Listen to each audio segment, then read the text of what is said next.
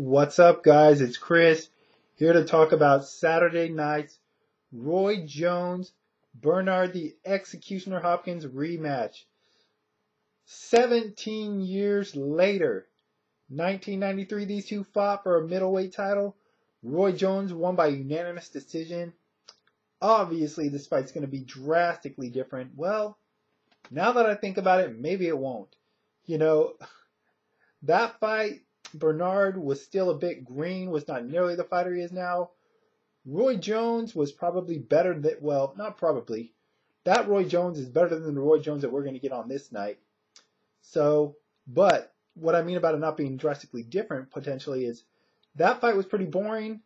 And in my opinion, this fight has the possibility of being similarly boring, if not more. Well, maybe not more so, but it definitely has that possibility. Hope it's not, but we'll see. I know two people that are going to be looking forward to it. I know a lot of people aren't looking forward to this fight, myself included. I mean, the pay-per-view is $50. There's no way you're going to get me to pay $50 for this fight. Not going to happen. You can go to the movie theaters, though, and watch it for $20. That's not that bad. I don't know. I might do it if I can find a sacrificial lamb to go with me. A lot of my friends aren't really into boxing, so it's going to be hard to find someone to go with me. I don't know if I want to go by myself. We'll see. We'll see how that plays out. But two guys I know are looking forward to this fight. Justin Strikehart's huge Hopkins fan. Budasai, body banger, huge Roy Jones fan. So there's definitely at least two guys out there that are probably going to order the pay-per-view. That being said, though, let's talk about the fight. Bernard Hopkins, record 50 wins, 5 losses, 1 draw. 45 years old now. Old man Bernard. They call him that for a reason. Even though he sure as hell don't look it. Roy Jones, 54 wins, 6 losses, 1 draw. 41 years old, man. Roy is getting up there. Hard to imagine. But time, father time waits for no man, right? Anyways, Bernard's coming off the unanimous decision win over Enrique Ornelas.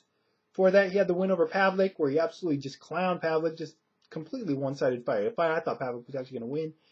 And before that, Bernard had the loss, unanimous decision loss to Joe Cocaine Calzaghe. Roy Jones, coming off the first round TKO loss to Danny Green.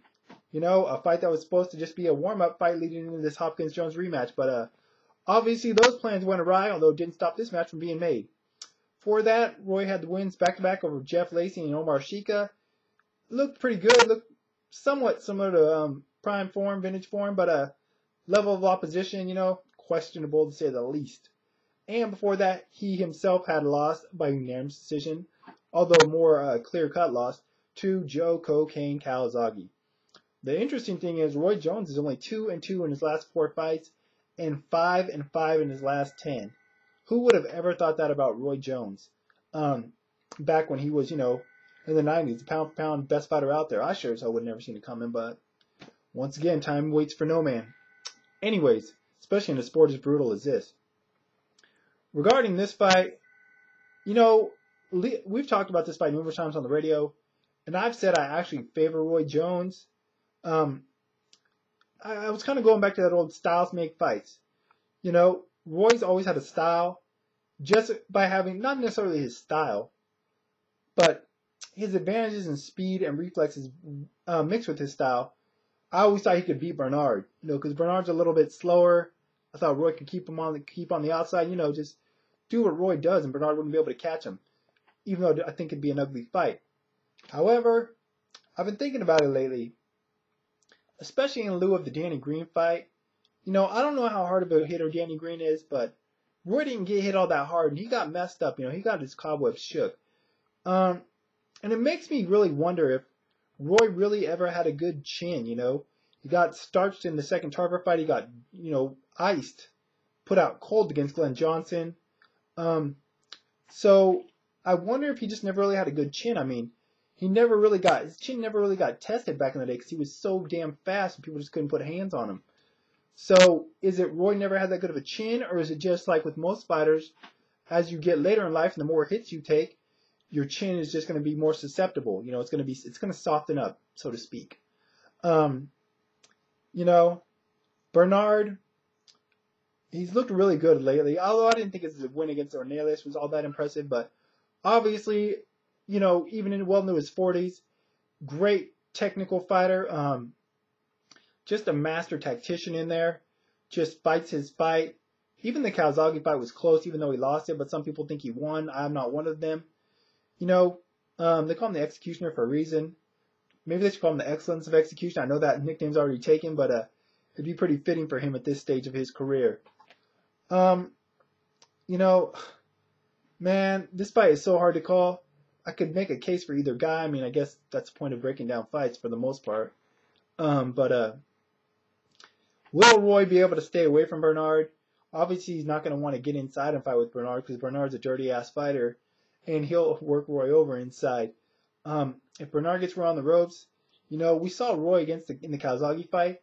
He just laid on the ropes and let Calzaghe tee off. He never, he kept waiting for Roy to kind of spring off and throw some flurries. He did occasionally, but not nearly enough. I could see Bernard doing that, trapping Roy on the ropes and just letting his hands go and working him over, not letting him go like in flurries. That's not Bernard Hopkins' style.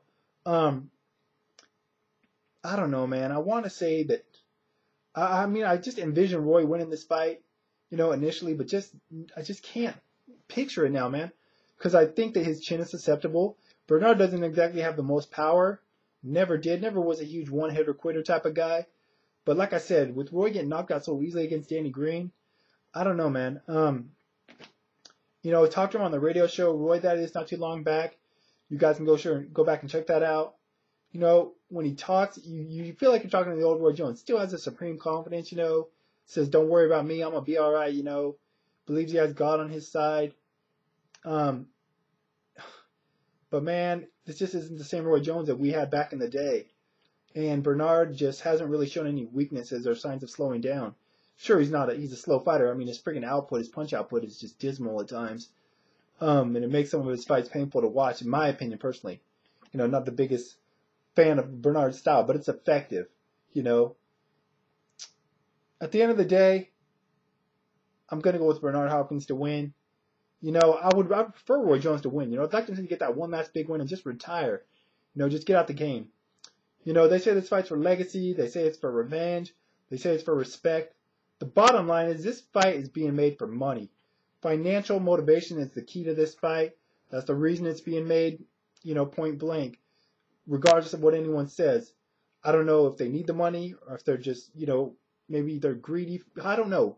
It's not even greedy, but, you know, maybe they just want one last big paycheck. I don't know what it is, but financially, this fight makes the most money probably for either. I don't know. Once again, I'd like to see Roy win, but if Roy does win, it'll be by unanimous decision. It'll be, you know, Roy just boxing, staying on the outside, moving, and just, you know, being more active, landing more punches, even though I don't think they'll be more effective. But I just think Bernard's going to catch him. I don't know. I could see Bernard catching him. Even if he doesn't catch him, I could see Roy, if he gets hurt at any time in the fight, shelling up and just fighting real cautious like he did in that third Tarver fight and then the Calzaghe fight. So I'm going to go with Bernard to win this, either by unanimous decision or by a TKO. I want to see Roy win. Not that I'm a huge, you know, I'm not because I'm like, oh, I'm a Roy Jones fan, or I'm not a Bernard Hopkins fan. I would just like to see Roy get that one last big win. You know, and like I said, walk off into the sunset. Bernard, who knows when he's going to retire. He said he's going to retire so many times and hasn't. So, you know, Bernard's going to do what Bernard's going to do. But anyways, that's pretty much it for now. What do you guys think? You interested in watching the fight? Pay-per-view? Go to the theaters and see it? Who you think's going to win? How you think the fight's going to play out? Do you think it'll be better than the first fight or worse? Just give me your thoughts. So for now, be sure and check out the website, therubybloodshow.com, leaveitinthering.com, istandandfight.com, my Twitter if you're interested.